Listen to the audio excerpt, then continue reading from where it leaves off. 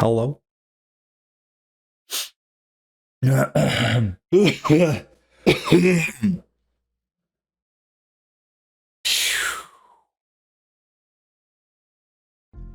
Rocket League. Whoa, I'm not ready. Calm down. I just hit freaking theater mode. I didn't say play. Jesus. All right, the evolution of Rocket League by Thanovic. Make sure to go check out the original video on his channel before you watch this one. Give you a moment to go do that right now. Give the man the views he deserves. I don't want to steal his viewership. Give you a moment to go do that right now. Don't worry, I'll be here when you're back. Okay, let's react to this. We haven't seen it yet, but I thought this would be a good video for me to react to because the thumbnail, I could show you. You've seen it because you went and watched the video on his channel, but it has a season 1 and then now on the thumbnail. And I'm kind of a boomer in the Rocket League scene. I've been around since season 3.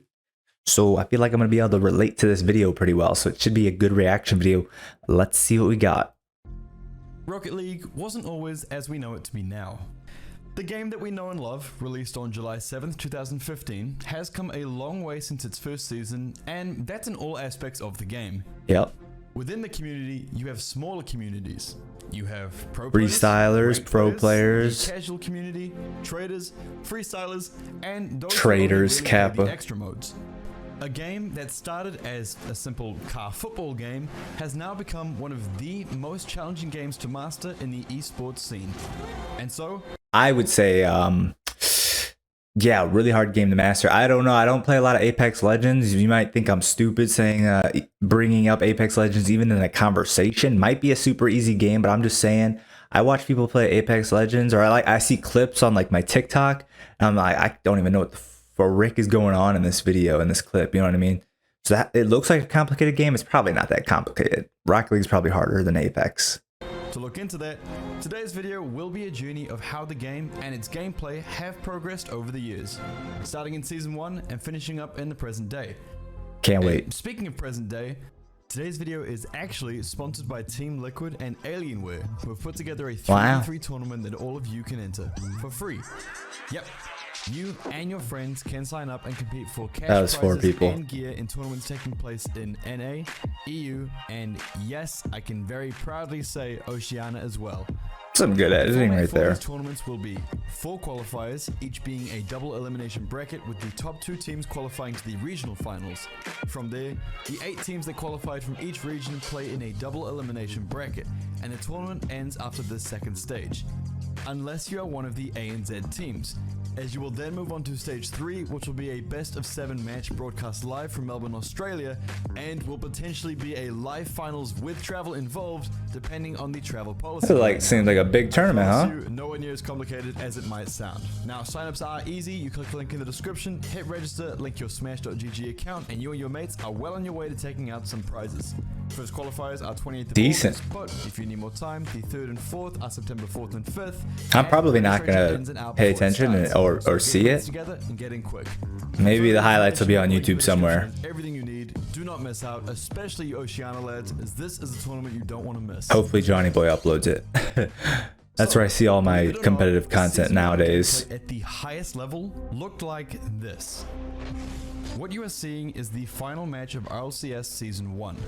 The game was slower, less organized. Yeah, back in Season 1, you couldn't even do a flip reset or a ceiling shot. I'm pretty sure your car, I don't know if people just didn't do ceiling shots because they didn't think of it, or I want to say the physics and the mechanics of the game were slightly different. I don't think you could get to the ceiling or drive on the ceiling back in Season 1. I might be wrong about that. I probably am wrong about that. But yeah, flip resets too. Nobody even thought of going for a flip reset ever back in Season 1. Rotations were sloppy, mechanics were nowhere near what they are now. In fact, the most impressive thing you could do at this time was an air dribble. For sure. Defense and eye by power, not things you usually talk about at the same time. He's carrying it. Turnover. They can put it in. They stay alive. We go to game 5. What was this coming off the wall? Dribbling it with that Batmobile. Yeah. Season 1 was a completely different game to what we have now. the ranks went from bronze to platinum, and apparently, platinum was reserved for only the top 100 players worldwide. Oh, like I said, I didn't start in season 1, but was it really bronze to platinum? When I started, we had, what was the first rank? I don't remember, but that's when there was All-Star, Rising Star. I don't remember what gold. I think gold might have still been called gold. Oh, I don't know. I don't remember what the ranks used to be called. And seeing as Rocket League was kind of a completely new game compared to anything else on the market, the people coming to the game and playing during Season 1 were still learning the basics compared to what we know now. The pro scene was dominated by those who put the hours in playing the prequel to the game. Ooh. Rocket League was still in its infancy. But then Season 2 rolls around, and the game picks up. Season 1 RLCS pros were pretty much the equivalent to, like, it looks like maybe Diamond 3 Champ 1s nowadays, but without people going for flip resets and ceiling shots. A little speed. The ranks change. You have Prospect, Prospect Elite. This is what I came into. Rising Star, All-Star, Superstar, and Champion. And then a little later on comes Super Champion, and then Grand Champion. All of a sudden, ranks are more spread out, and the game's competitive nature really starts to kick in. This season only lasted from February 11th, 2016 to... So the first season only had what? He said 4 ranks? Bronze, gold, and platinum? 3 ranks? Bronze, silver, gold, and platinum? Dang, dude. The diversity and like skill level between each game must have been pretty big. The player base was a lot smaller then, but that's like... You would have the potential, like nowadays, say you were a Supersonic Legend, that you could run into games where it feels like you're playing against Champ 3s. Like, that's what the diversity back then in the games would have been like. That's kind of crazy. To June 20th. Or if you were a Champ 3 nowadays, you could be running into like Platinum 3s. Kind of weird, kind of nuts. 16. As the season lasted just over a few months, it seemed to serve merely as a big update to improve upon the competitive aspect of the game. And with more time in the game, the skill level grew. Granted, still nowhere near what we know it to be today, but players were still learning more about what was possible in the game. Freestyling started to take some sort of form, but at this point it mainly consisted of pre-jumping and spinning. Yeah. However, Rocket League was on the move. And then, the worst season of all time came in. Huh? This guy stinks! Season 3 was kind of universally hated. Wait, why? That was still going well. Obviously, as more I joined in passes, season 3. improve, the game's skill ceiling grows higher and higher, and people are still learning more and more about what was possible. But on the rank side of things, well, things got a little rough. Pain. Season 3, the player base found that it was extremely hard to reach the top rank, being Grand Champion. And while you may think that's a good thing, as that would make sense, Makes it sense. must have been deemed a little too hard, as Psyonix ended up making a competitive rank recalibration, which essentially made it so the top rank was much more accessible, and players who were a few ranks below it would easily get in without their own gameplay changing at all. This came in the reduction of thresholds for certain skill tiers, allowing for a larger number of star and champion tier players, which then resulted.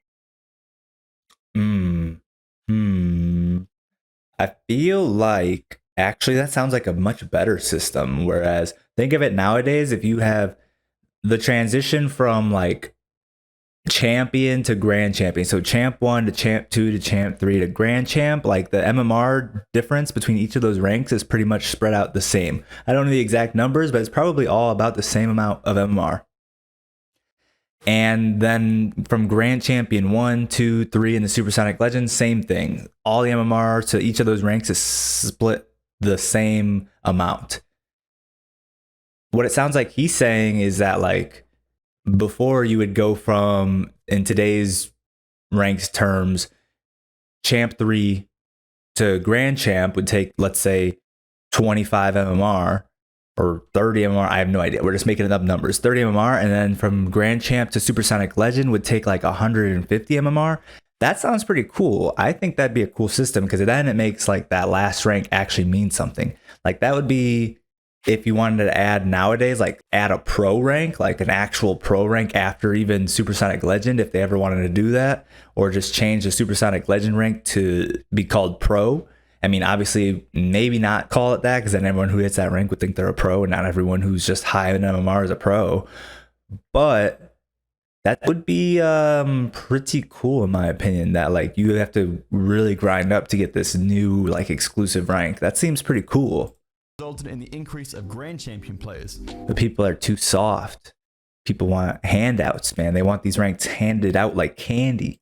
And that would be fine, except the season went from June 20th, 2016 to March 22nd, 2017. Season 3 was the longest competitive season so far, lasting approximately 9 months.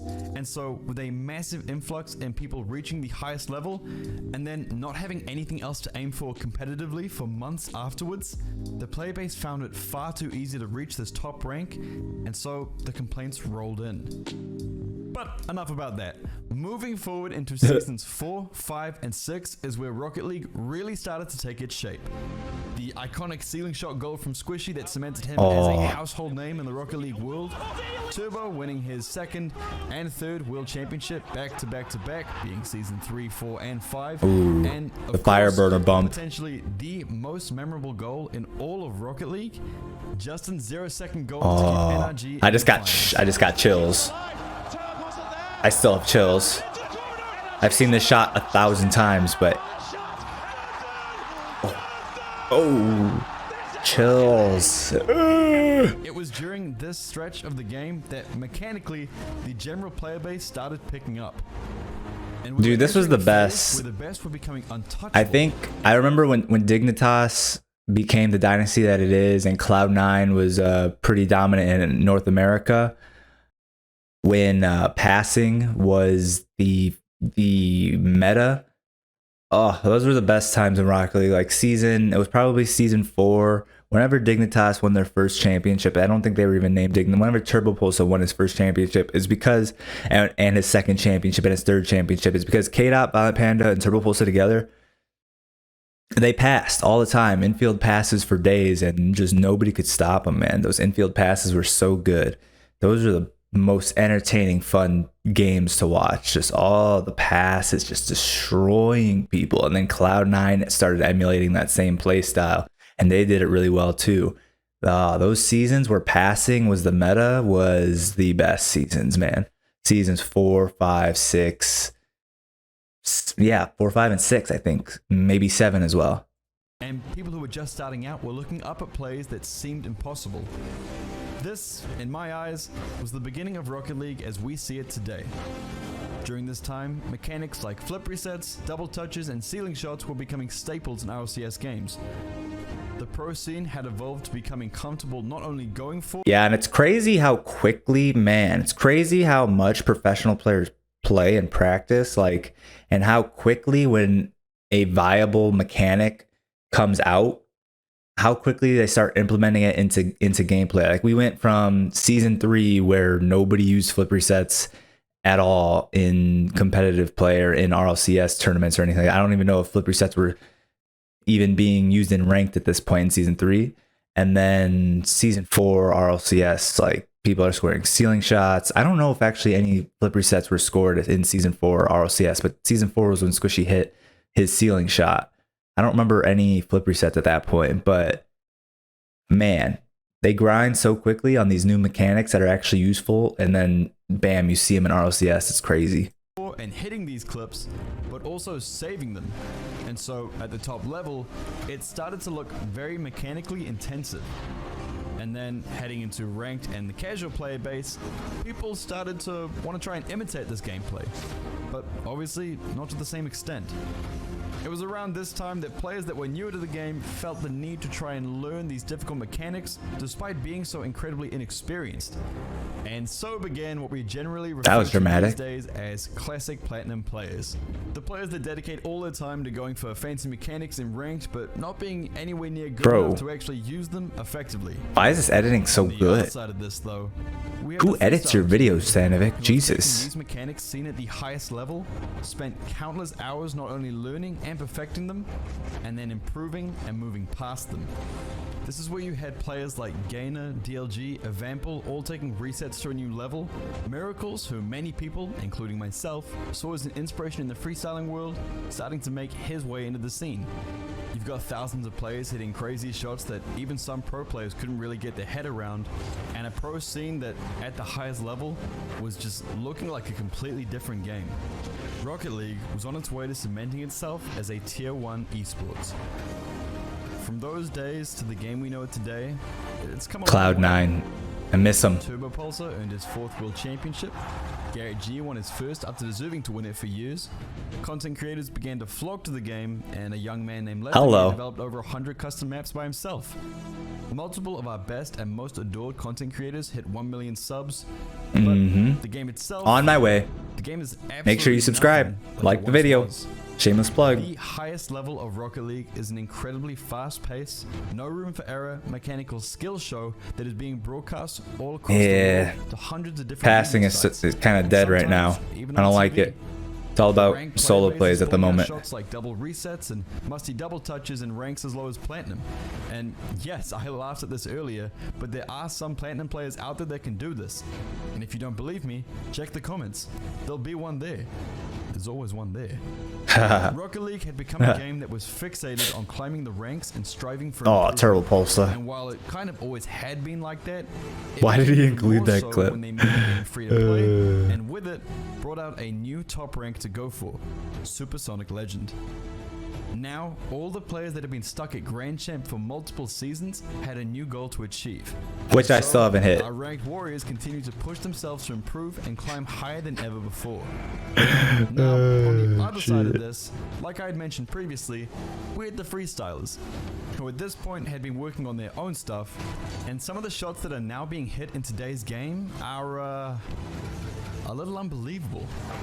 Yeah. The freestyling scene seems to be constantly adapting and creating new shots and different ways to combine different mechanics, to the point where if you were to show any of these clips to a pro player from Season 1, you just know they'd have no shot at recreating it. The control that players have developed in this game, and the way people have observed, learned, and improved upon almost each and every mechanic, just goes to show how high the skill ceiling really can go. This game has been out roughly 6 years. What started as a relaxed car football game with a decent amount of aerials in the pro scene has very quickly become one of the fastest, most mechanically challenging games at the pro level, with the majority of the time spent in the air.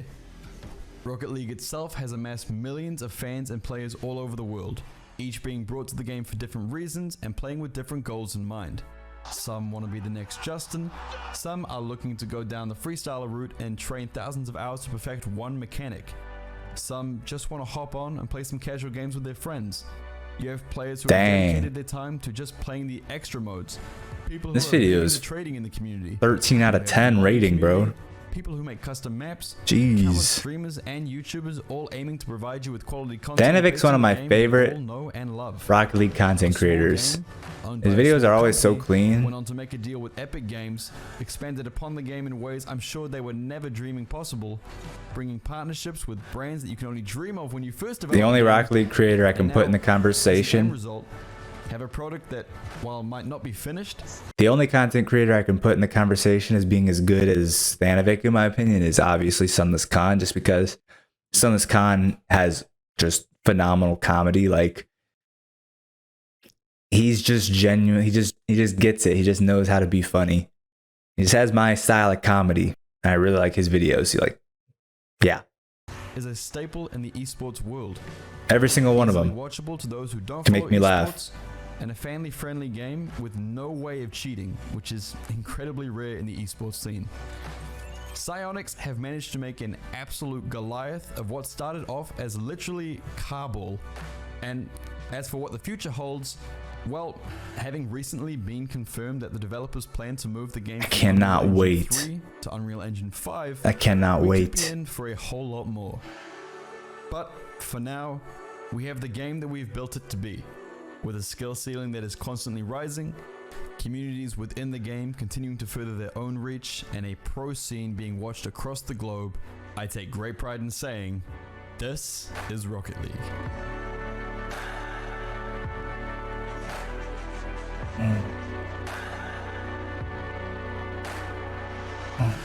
Thanovic.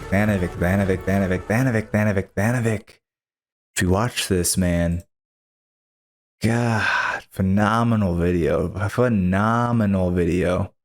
Let's react to the comments so far.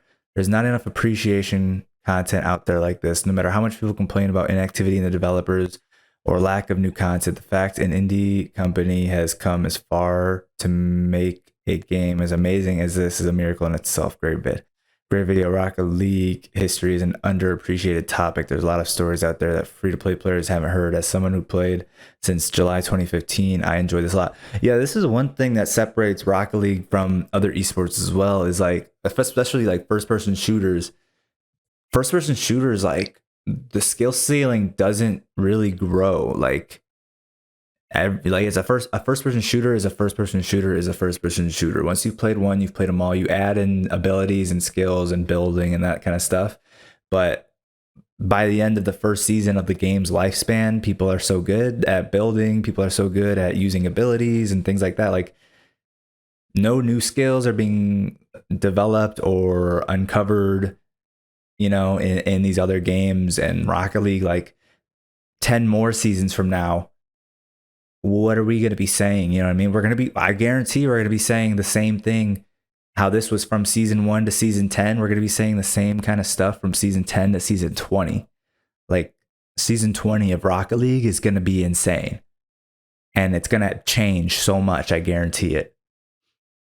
People are going to be pre-jumping and their teammates are going to be passing to them in midair so that they can already have their car positioned for like an instantaneous redirect.